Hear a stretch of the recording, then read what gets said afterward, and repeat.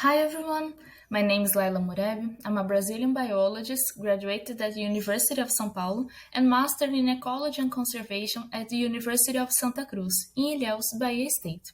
I'm currently living in Rio de Janeiro State and working at a NGO called Golden Lion Tamarin Association that aims to protect the golden lion tamarin species and its habitat, the lowland Atlantic forest.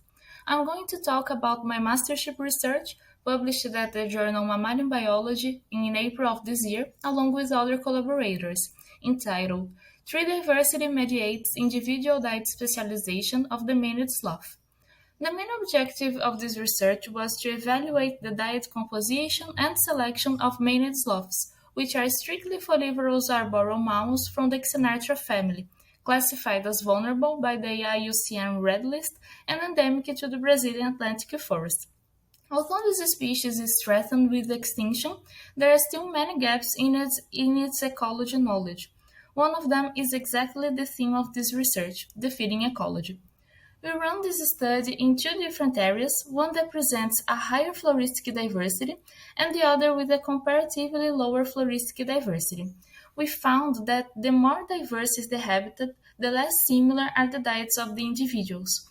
However, the floristic diversity did not affect the diet's diversity, which means that the individuals maintain an optimal diet, diverse enough to suffice their nutritional needs, while avoiding secondary compost overload by feeding on the known items, a strategy especially important for folivore mammals. Each individual concentrated their diet in 5 to 11 tree species, while 67 tree species were recorded by the two population.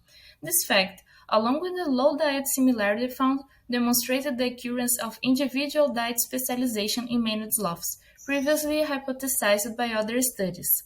Individual specialization occurs when a population is generalist, but each individual is a specialist in the use of resources. The tested factor that mainly explained the low diet similarity found was local changes in the floristic composition, which means that the floristic composition of each home range determines the individual's diet. This finding is good news for ex situ and in situ management of maned sloths, because a wide composition of plant species may be accepted by both captive and translocated animals.